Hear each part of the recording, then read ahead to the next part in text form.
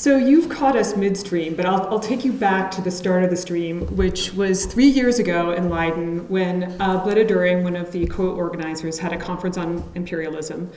And Bradley and I agreed that the conversation needed to be much, much longer in order to make any headway. And like all good archaeological ideas, this conversation occurred over beer. And in German, this is called a Schnapsy Day. And a Schnapsy Day usually means that it's a foolhardy plan that was cooked up over beer. But in this case, we hope it's not entirely foolhardy. So we're going to show you some of the more formal and less formal outcomes of what we've been working on. Of course, we had a lot of ideas about what the papers were about and what our interests were before this came, and all of that exploded over the past few days. So we're going to give you some of our ideas coming in, but I'll also give you a few hints about what's happening midstream, because that's the fun thing about this formatted SAR. So a large portion of the population throughout world history has lived, and some would argue continue to live, under imperial rule.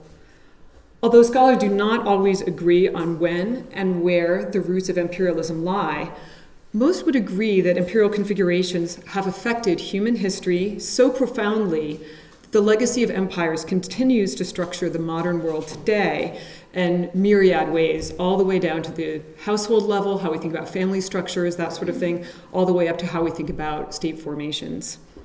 So it's not really surprising that empires have been the focus of sustained investigation among academics.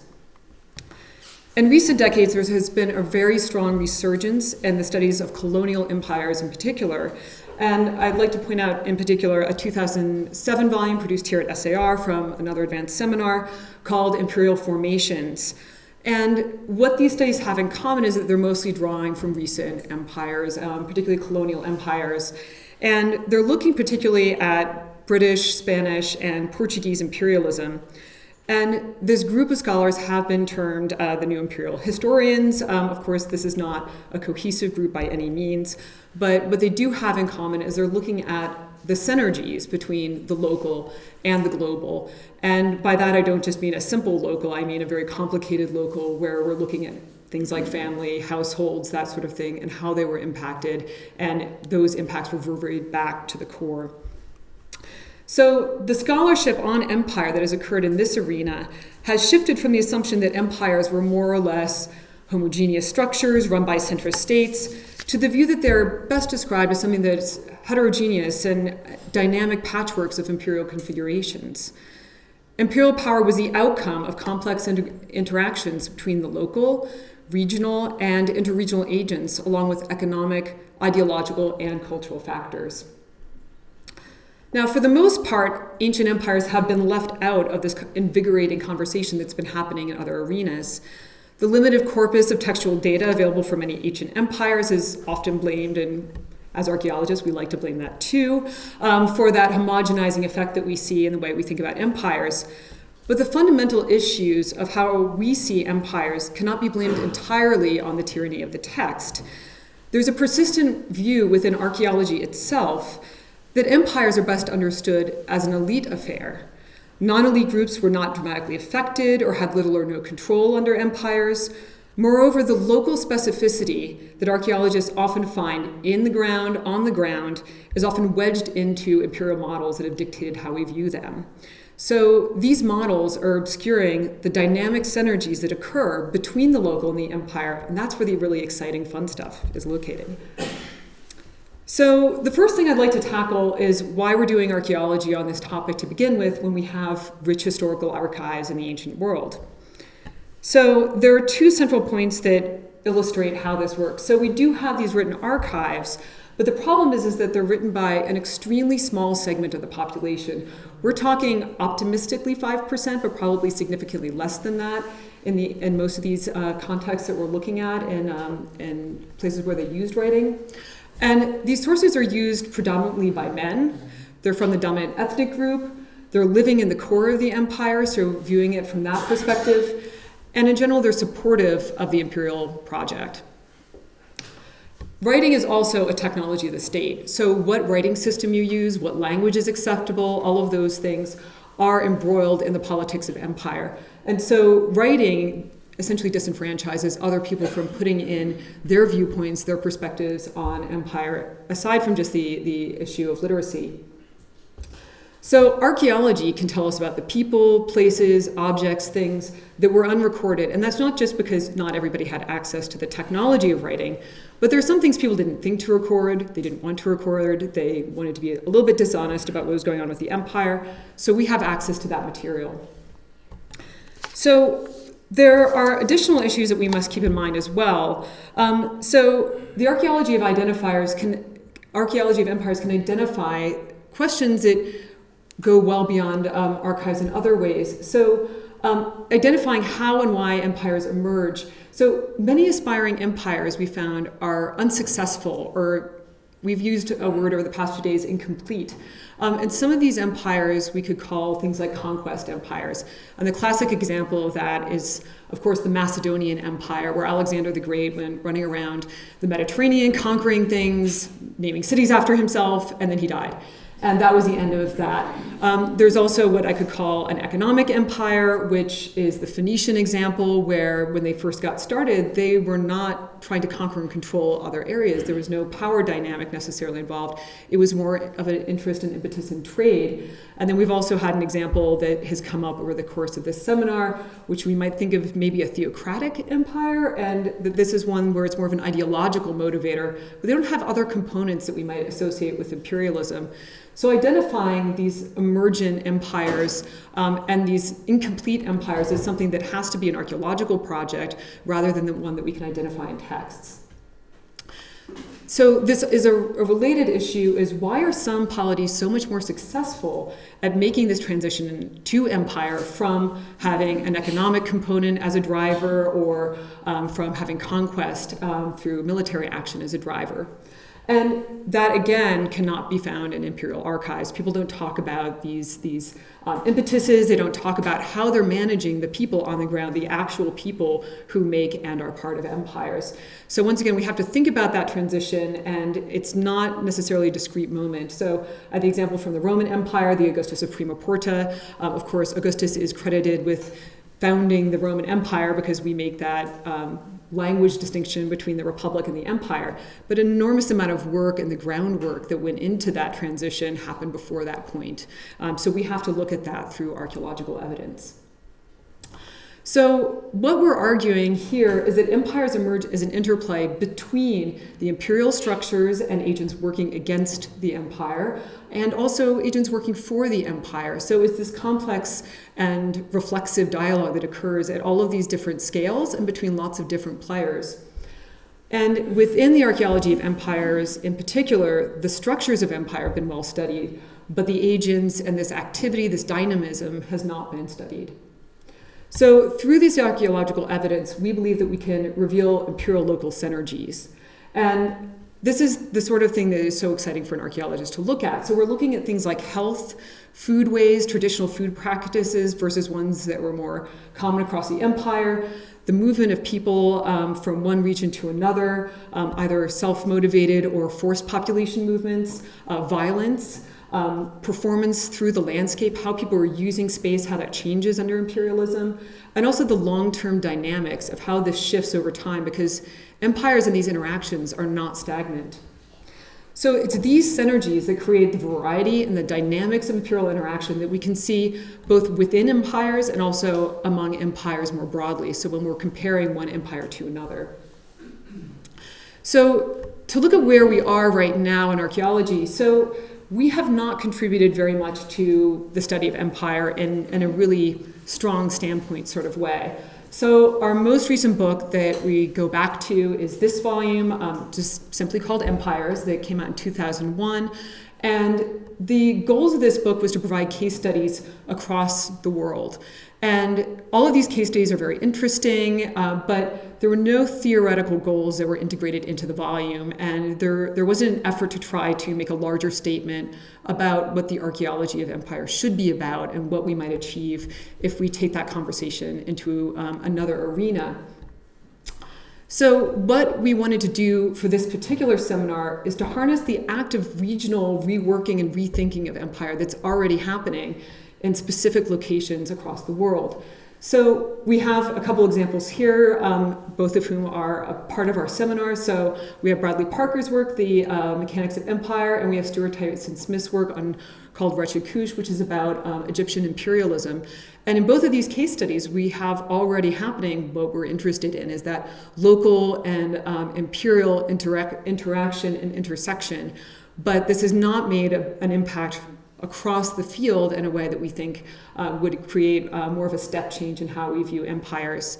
So we've joined together what we've called the next generation of empire scholars. So kind of younger upstarts who are interested in doing some different things with the theories and methodologies that we use to approach empires. And our seminar here is a call for a complete change in how we study ancient empires, how we think about them and conceptualize them. And a secondary aim is that we would like to join this really exciting dialogue of cross-disciplinary studies that are already taking place on empire, and particularly among colonial empires, and also contribute to those studies through our own nuanced case studies.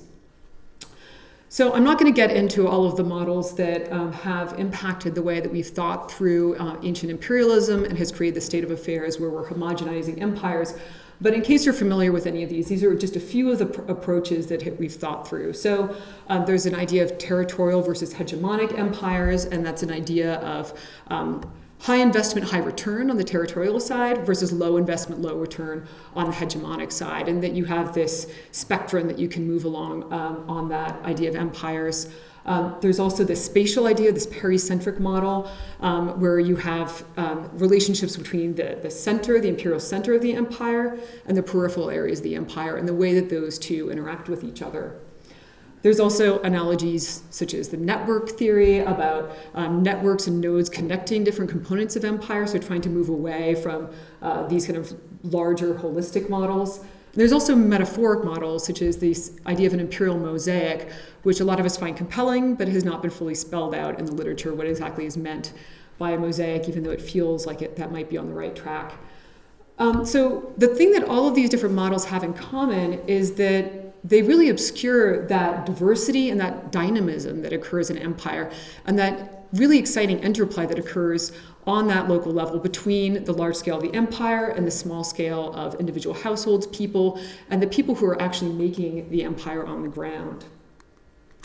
So what we're proposing to do is start with the evidence and build up. So we don't think we should be trying to wedge our material into these models anymore, but listen to what the archaeology is trying to tell us, and that may be something very different from what has already been embedded in the academic literature on empires. So our evidence that we've seen in the seminar so far shows absolutely enormous variety, both within empires and also between empires more broadly. And our specific case studies illustrate this dynamic nature of imperial synergies between that local front and the empire more broadly. So we don't want to throw the baby out with the bathwater. You do need to compare things. You can't just go rogue and start going completely local on these ideas.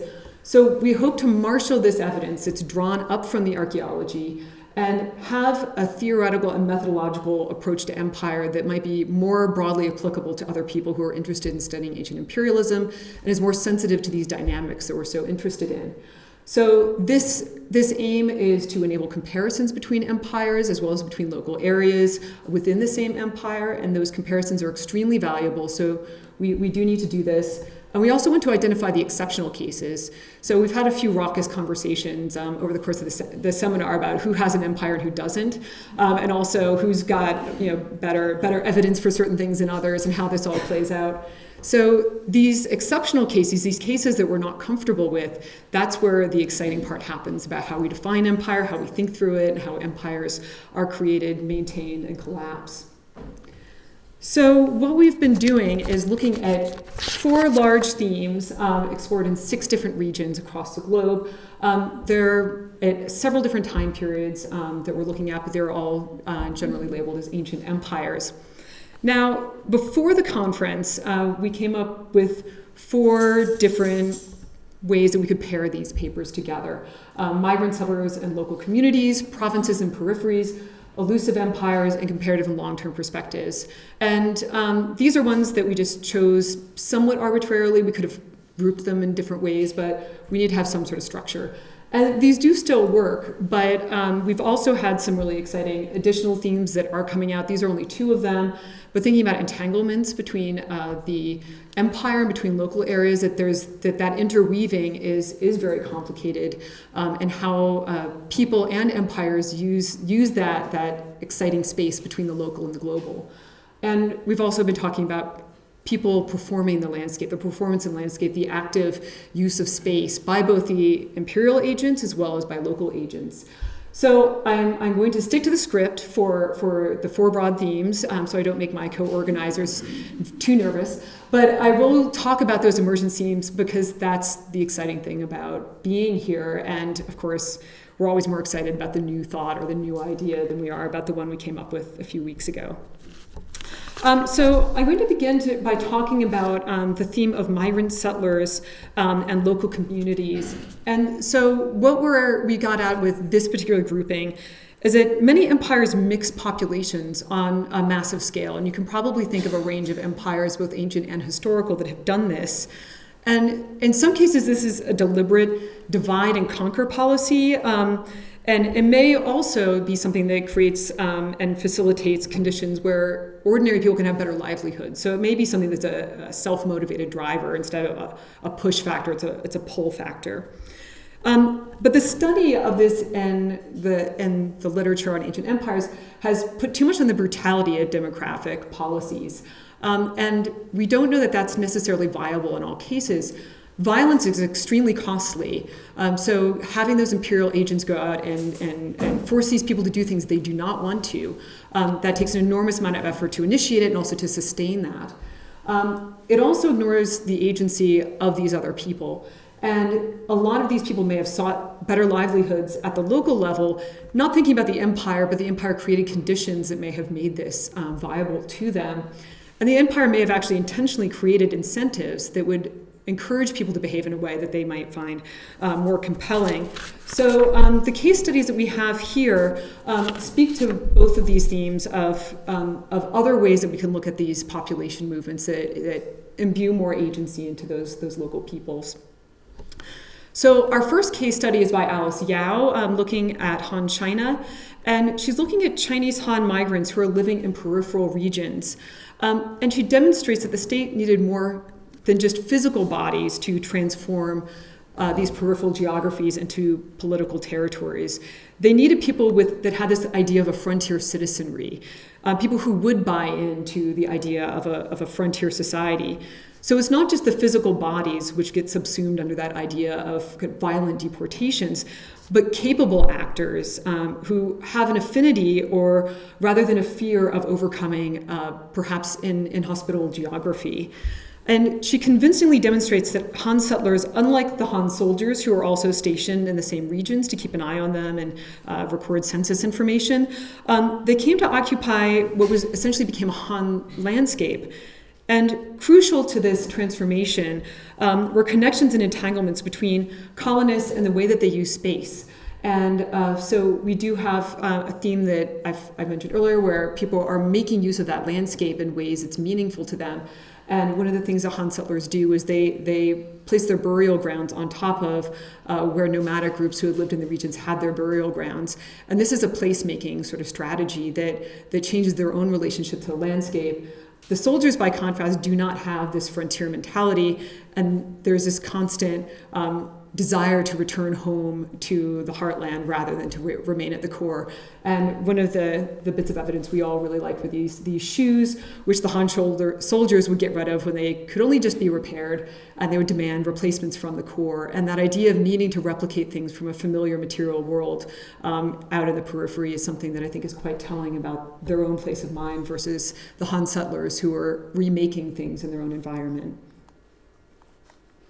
So our next case study takes us to Stuart Tyson Smith's work on the intricate relationships between Egyptian settlers and the local society on Egypt's Nubian frontier. And Here, there is really good evidence for the intersection between Egyptian and Nubian practices. And this is just one of the many nuanced studies that he's doing, is looking at this entanglement between Egyptian and Nubian. So he found that Nubian burial traditions occur alongside and mixed in with Egyptian elements and what could be termed colonial Egyptian cemeteries, while Nubian cooking wares also appear in what might seem to be, at first glance, Egyptian households.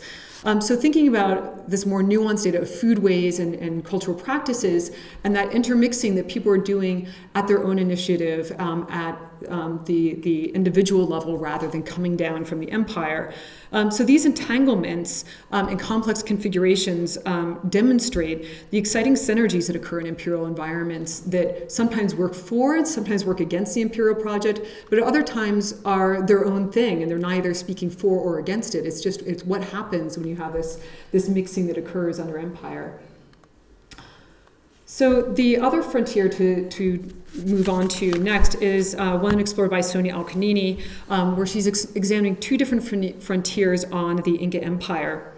And these have very different historical trajectories that resulted from interactions between the indigenous peoples of these regions and the expanding Inca polity. So as the Inca expanded, it encountered a diverse array of ethnic groups, and they had various degrees of social complexity, different languages, traditions, and social associations with things.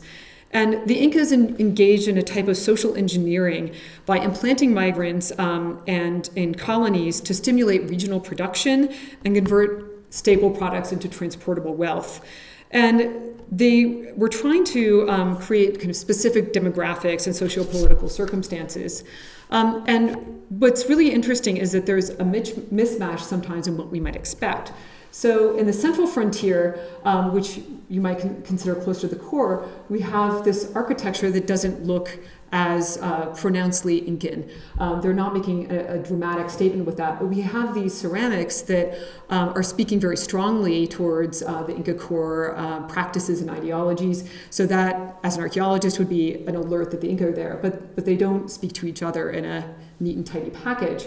Meanwhile, on the southern frontier, you have this beautiful pillow architecture that's considered synonymous with the Incas, and then you have ceramics that are more local in type, so they haven't completed this kind of suite of an imperial package that we sometimes want to find neatly emplaced for us. And so we've been talking the past few days about what's going on in these contexts, and there may be situations where there's competition going on with this particular frontier and other frontiers in the vicinity, and they're not speaking necessarily towards the Inca, but potentially towards other local arenas and who's got what.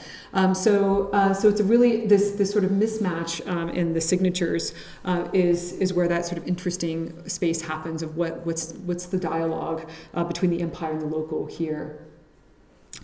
So to sum up these three papers, they demonstrate our need to rethink demographic movements. We have to incorporate participant perspectives and reconstruct what incentives are attractive to settlers, local groups, elite who have been co-opted into the empire. And these are the things that contribute to the synergies that happen from the local to the empire. So moving on to our next category, looking at provinces and peripheries. So this is one of the old models that has been reshaped over the time by Wallerstein, and this idea that you have the core, semi-periphery, not quite so distant from it, and then the periphery, which is much more distant. And he talks about the movement of goods and resources in and out, and this is kind of bilateral relationship. And this sort of theory, as well as the ones that have built off of it, tend to homogenize imperial policies towards conquered areas rather than complicating all of the dynamics that occur and that are more patchwork across the empire. And so these three papers aim to highlight that variation that occurs across the empire and also that dynamic nature that occurs in the frontier. So in my own paper, I'm looking at the Roman conquest of Egypt, and I looked at two different frontiers that are located on opposite sides of the Nile. And because they have very different signatures of empire, but I also looked at the agents who are the chain of agents from the core of the empire, where they're receiving the directives all the way down to people who are essentially kind of roughly called middle class people, and how each of them is acting in this chain of commands. And what I found in the Western Desert was you do have imperial interaction there. They were building forts. They were interested in monitoring population movements, collecting taxes, putting taxations on imports. So they wanted to scoop all of that, as well as keep an eye on things in the core. We also have these Qanat systems, which were introduced under an earlier empire, the Persian Empire, but which were massively expanded under Roman rule. So these are things that we believe the empire imposed on that area. But this is where we have local people going rogue. So cotton is introduced in the area, and that wasn't used in the ancient world that was west of India and north of Sudan. Those are the two origin points of cotton in this area. So the empire didn't necessarily want cotton. They didn't know about it. They weren't interested. There's no requests for it. But we have a connection that's occurring at this point in time between Sudan and this particular region because it's well suited for cotton cultivation. So this is something that was probably a local initiative that occurred that was responding to these investments in the regions by Roman agents. In the Eastern Desert, by contrast, we have a very different situation developing. So the Eastern Desert is much harsher than the Western Desert, and so people living both within and on the edges of the empire were completely dependent on the military to supply them with nearly all water and all foodstuffs. And so they have a lot of goodies, though. So in the Eastern Desert, they have great mines with amethyst. There's a small amount of gold. There's also a lot of building materials such as porphyry, which made it back to monuments in the core of Rome itself. And there's, so that's intrinsic to the Eastern Desert. Beyond the Eastern Desert, at a site called Berenike and a number of other port sites, they're receiving goods from India and places further afield. So they're also interested in the Eastern Desert as a conduit to places beyond the Roman Empire. And so in this landscape, instead of having this sort of colonized space, you have military emplacements that are acting in the service of the empire to try to pull all of this material together and facilitate it for the empire. And once the military infrastructure collapses, this area essentially dries up, and we do not have this investment in the landscape any longer. So moving to another empire in this area, Susan Helft explores the impact of the Hittite Empire on its eastern and western peripheries. And in both regions, there's surprisingly little evidence for changes in things like the economy, ceramics, or demography that can be linked comfortably to the effects of Hittite imperialism. And this is really surprising given what we know from historical sources. So if we just read those, we wouldn't expect to experience any problems. From those, we know that they were the targets of Hittite military expansion, and they were at least partially incorporated into the Hittite provincial system. But Helft demonstrates that in some cases in the Western Empire, we're lacking what we would have in our archaeological toolkit of clear signs of Hittite imperialism. So those aren't there. But we do have this interesting artwork that appears that intertwines the traditions that happen in the heartland of the empire, the Hittite style, and the style that is more common in Syria. So the impact on these two regions is dissimilar, but it also makes us rethink the sort of signatures we look for when we look at empire, and that we cannot just look for unitary assemblages such as these particular ceramics that might indicate the presence or absence of the Hittites. Bleda-During, in his case study, The Middle Assyrian Empire, makes a similar sort of point. The nature of Assyrian involvement in the Western territories varied from creating new agricultural systems farmed by migrants to regions where only the administration changed hands and local societies were largely left alone. He argues that in order to understand such differences, we should investigate the means available to the empire for making the situation happen, the composition of the actual agents involved at all levels of the empire, including down to the local level, and that there are also incentives that are in place to encourage people to partake in the imperial project at all of these different levels of agents. And so it's not simply forcing people to do this work, but that it's actually been incentivized so that they will want to take part in the imperial project.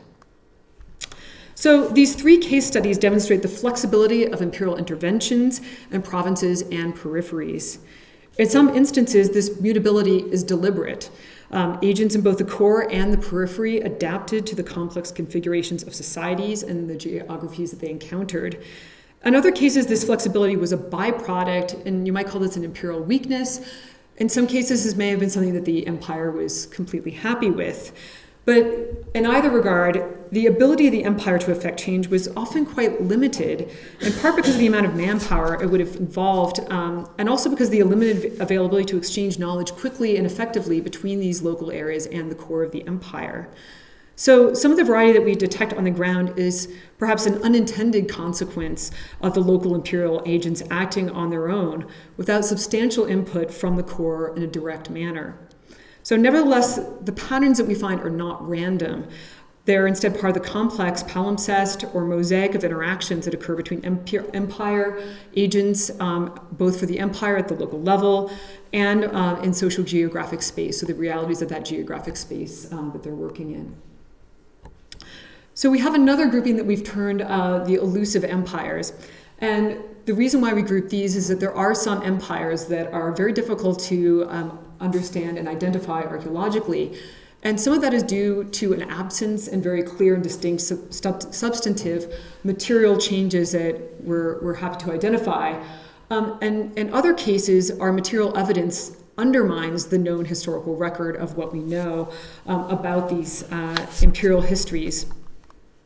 Perry Johnson discusses how the Achaemenid administrators purposefully opted to connect to predecessors in their use of places in the landscape, which were by this time connected to the broader empire through vastly improved things like road systems and road networks. And these integrated and interconnected Persian-held territories.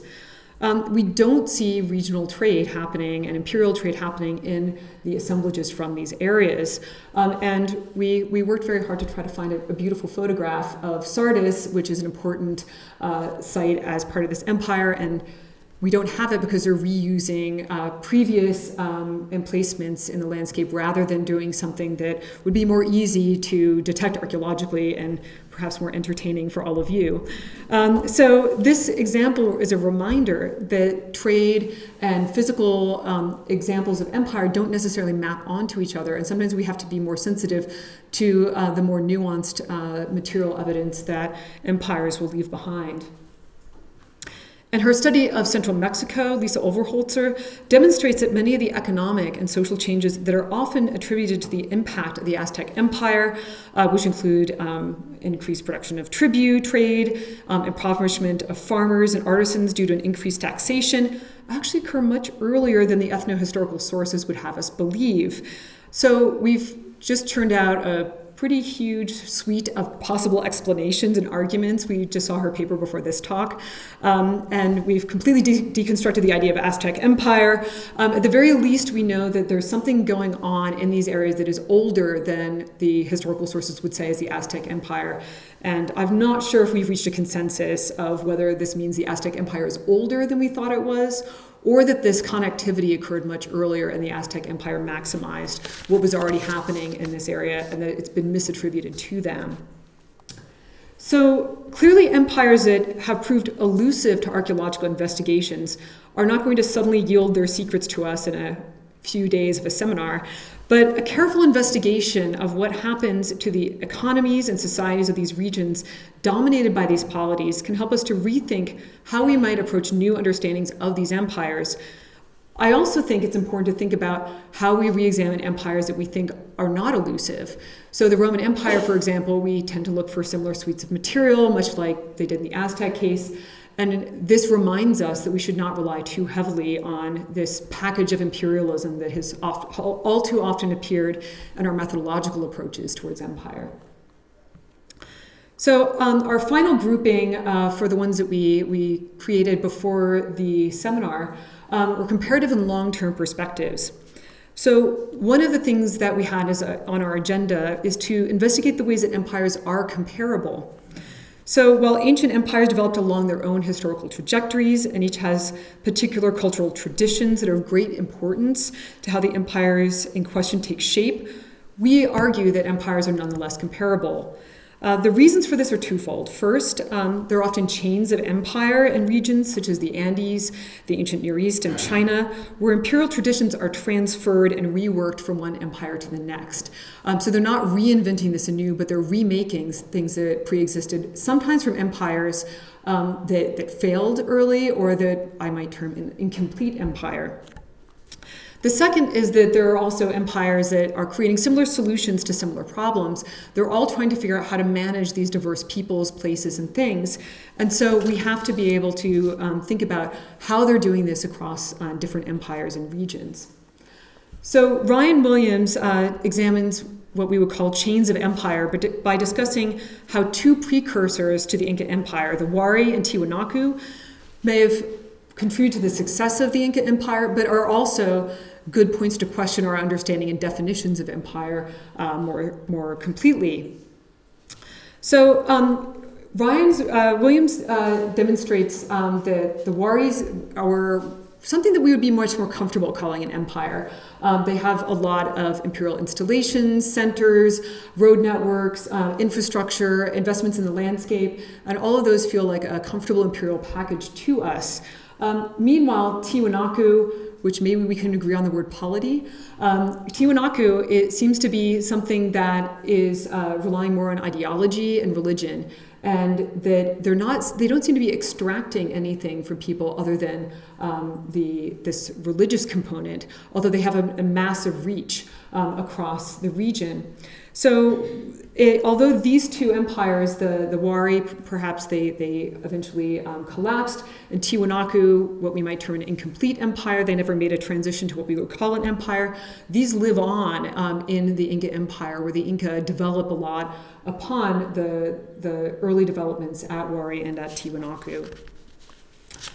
Bradley Parker, by contrast, follows a very different path, and he rethinks how we conceptualize models more broadly.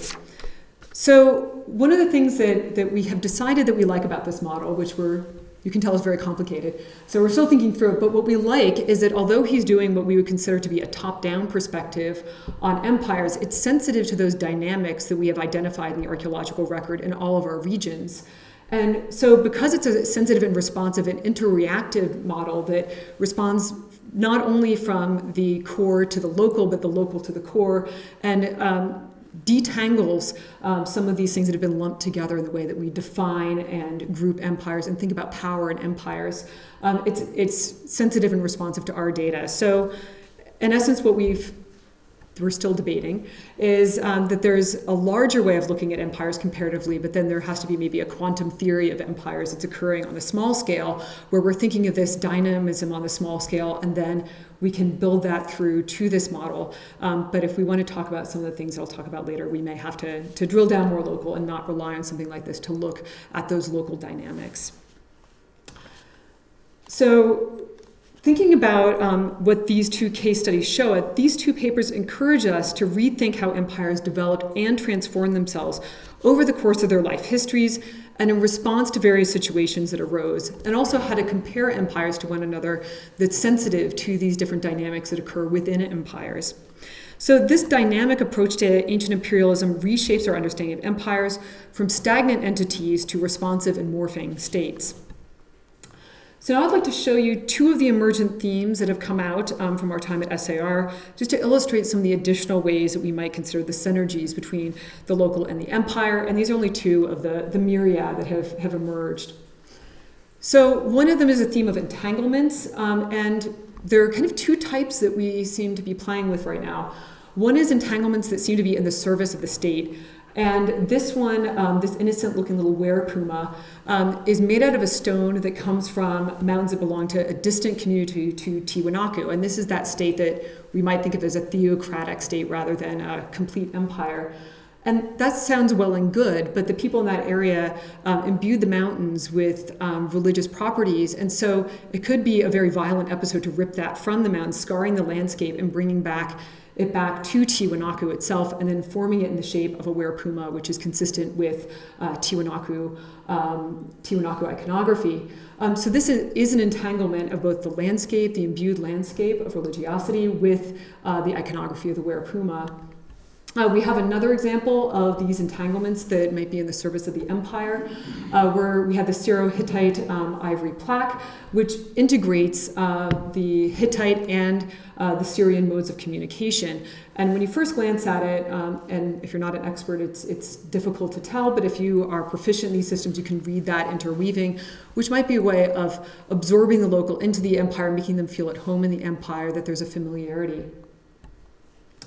We also have entanglements that seem to be initiated on the local level. So these are people who aren't necessarily doing this with the empire in mind, but are doing this with local issues and local concerns in mind. So the first example of this is a cosmetic vase from Tombos that was freshly excavated not too long ago. And again, this at first glance might look like an Egyptian object. And indeed, it has a number of Egyptian elements. It has the Egyptian god Bes, who's associated with fertility, childbirth, things like that. And then you also have this little frog on the top. But the juxtaposition and the intertwining of these elements would never occur in Egypt. And so this was something that felt comfortable in Tombos, in this integrated frontier space where you have local Nubians and Egyptians coming together. And they didn't see a problem with this juxtaposition, which in Egypt would not be received. It's also a wonderful object because it's a soldier's cosmetic box. So it's this big burly soldier who's using cosmetics, plucking his eyebrows and those sorts of things, which raises really interesting ideas and preconceptions about our views of masculinity. This rock-cut tomb is from the Achaemenid Empire, and we were talking about this in a very late-night conversation about this being an experiment with trying to play with Achaemenid designs, but they're not quite getting it right, but they like it, and they're combining that with some other motifs from the region and trying to figure out how to use that appropriately. This particular scene comes from Roman Egypt, and it's the tomb of Petosiris. And in this one, maybe at first glance it looks Egyptian to you, but there's actually several different modes of signification happening. So this is Petosiris himself. He's wearing a toga, he's faced frontally, he's even doing contrapposto, so he shows he knows about the Greek world. And he's got a little scroll to show he's educated. Next to him, we have an Egyptian priest. And he's dressed in traditional Egyptian clothing with an offering table to show that he's okay with the Egyptian world. And next to him, we have an Egyptian god who, as any well-behaved Egyptian, is faced on his side in profile. So we were mixing these different ideas, and we also have a little bowerbird hanging out by Petosiris to show one component of his soul, which is part of that Egyptian ideas of death. So maybe he's come up with a backup plan just in case it's Egyptian gods or Roman gods, but he has combined all of this together in what seems like a seamless integration and entanglement of all of these different systems. The other theme that's emerged is performative landscapes, and this is something we're still trying to figure out what to call it, but this is our holding term for it. And this also seems to occur both as an imperial impetus and also as a local impetus. So we have some signals of an imperial presence at all times in the landscape. So again, in my Romano-Egyptian example, we have these fortresses which look incredibly imposing. The amazing thing is as you walk across the desert towards them, they start to shrink in size because they're taking advantage of the topography. And then when you get to them, they're only one mud brick thick. And so these could easily be toppled if you poke at the mud brick. You guys probably know this out in New Mexico. If you poke at it too much, it's not going to turn out well. So these are very performative, but they're not actually going to withstand an earnest sort of siege. At Tombos, we have a graffito left by Tutmosis I. And the interesting thing about the Egyptian empire is they really did think they had an edge of the empire. They said, you are now leaving Egypt, and I conquered Kush, this is mine. And they make that very clear to people, and they mark this across the landscape to make it very clear when you're entering and leaving. And so that is another way of marking the landscape with the imperial presence. And finally, Wari, which we feel more comfortable calling an empire from the Andes. There's a lot of landscape art. There's rock art, and there's also other landscape art that's occurring throughout the landscape. And again, this landscape is much more imbued with religion and life and origins than it might be in other areas of the world. And so this is actually can be a kind of a violent way or a very aggressive way of explaining the perpetual presence of the Wari in that landscape. We also have something that seems to be more embodied in terms of the use of landscape. So in my Roman example in Egypt, we have these imperial quarries, and most people are thinking about them as just the extraction of these materials. But it was quite the parade to drag this thing across the desert to get that to the Nile Valley, and the nomadic peoples who lived there would witness this performance and the scarring of the landscape that's happening through it. And so that performance is a constant reminder of what the Roman Empire was capable of doing and was willing to do to execute their goals. And Alice Yao's example from China also shows how ordinary people are making a landscape their own that they would not have gone to if they had not had the aegis of empire promoting them. So we have imperial centers placed here, and then all these other dots show places where there's habitation, and then there are burial areas. And within these burials, they have a lot of domestic, little miniaturized elements of domestic practice, and we were all quite taken with this little outhouse, a miniature outhouse that was put in one of these tombs. So these are people who are making that landscape their own, and they're dedicating themselves and creating a new ancestral heritage by how they're using this space and connecting it to their areas of occupation, separate from the forts and these settlements that are put there. So I've taken you through just a few of those themes, the ones that we've had before the conference, a few that are coming out. I'm sure it's going to change entirely by the time the volume comes out. So in conclusion, I just wanted to say that the suite of papers demonstrates very clearly that empires behave very differently on the ground from how they might appear from a great height.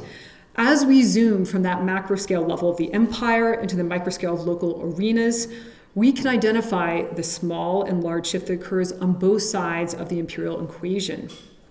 This sort of in-depth and intimate exploration is only possible for ancient empires when we use archaeological data. Moreover, the implications of our research ask more from scholars of more recent empires as well, and these people have a wider range of source material to choose from than they often do, and we can push them to try to draw from a wider suite of material to question some of the things that may be assumed by looking at one category of material alone, or even two, to look at a broad suite. So archaeology is critical to how we understand empires could arise in the first place, why some empires are more successful than others, and how empires were constituted through the daily activities of the people living across their dominions at all levels of the empire, from imperial agents all the way down to ordinary people. We also argue that we must break aside the idea of monolithic empires spreading across territories. Instead, empires are heterogeneous and dynamic patchworks of imperial configurations resulting from the synergies that occur between the local and the global. And it is this entanglement between empire and local that enable empires to come into existence, thrive, and then fail. So, thank you.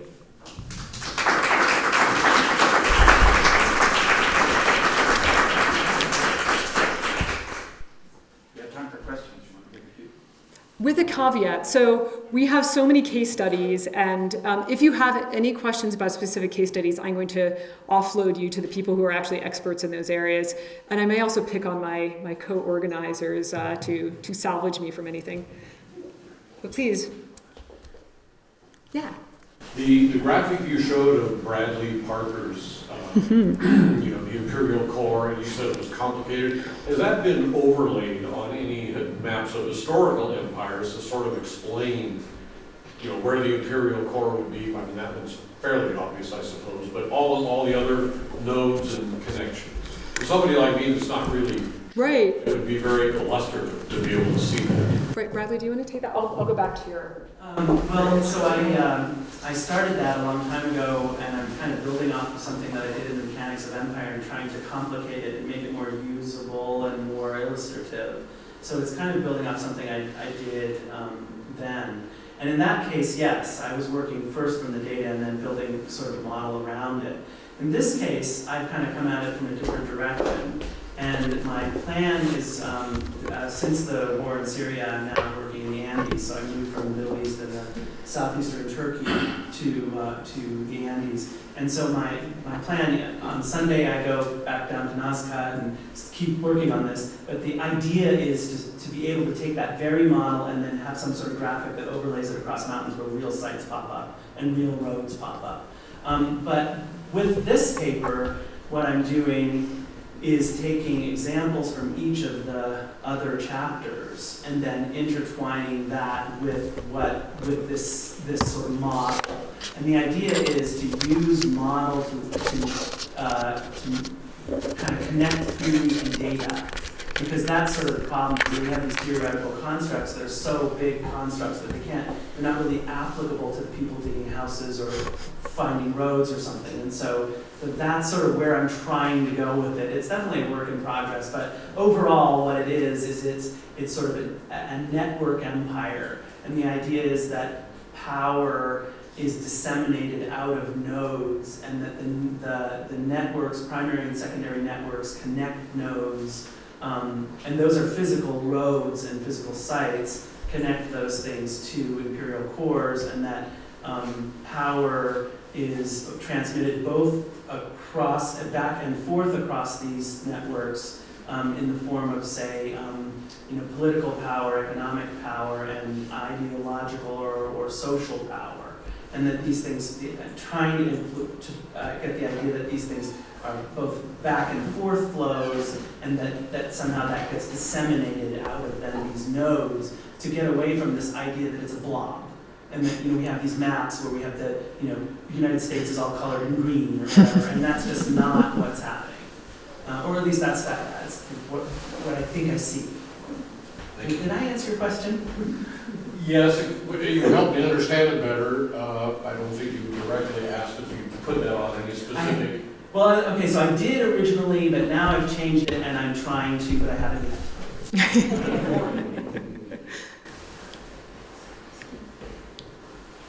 Can I ask a question? Yeah, absolutely. It's interesting, I'm not an archaeologist, but so I don't have a dog in this fight, but there is an interesting regional debate about whether the Comanche constituted an empire.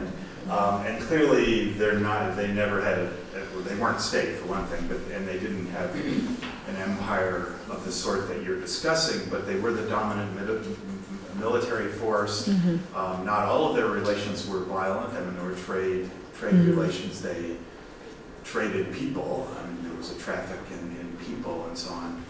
Does that fit your model, or is that one of these cases that just doesn't work at all? Well, that's one of the cases that we would probably love to have a long debate about. And even if we didn't decide in the end that it was an empire, those are the cases that make the studies of empire most exciting. And historically, in terms of empire studies, anything in the Americas was not considered to be an empire, because there was this package of imperialism that we came up with from the ancient world, and then we decided that these places don't qualify. And that's been a heavy revision process. So there are places that are accepted wholeheartedly now, such as the Aztecs and the Inca, but then we get to Tiwanaku, which is doing similar things to what you're talking about, where you can see a dominance, you can see this sort of relationship developing, but is that an empire or not? And if it's not, what's exciting about that creates a relationship that kind of has a resemblance to empire?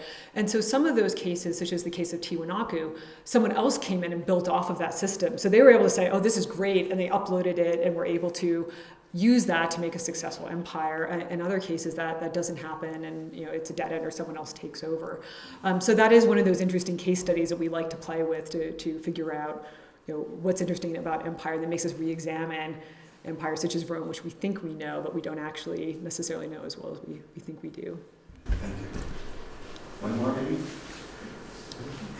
Yes. Hi, I'm wondering about present-day China and Tibet, and if they would tell you anything about how to go back, if they could give you any model of what's that dynamic.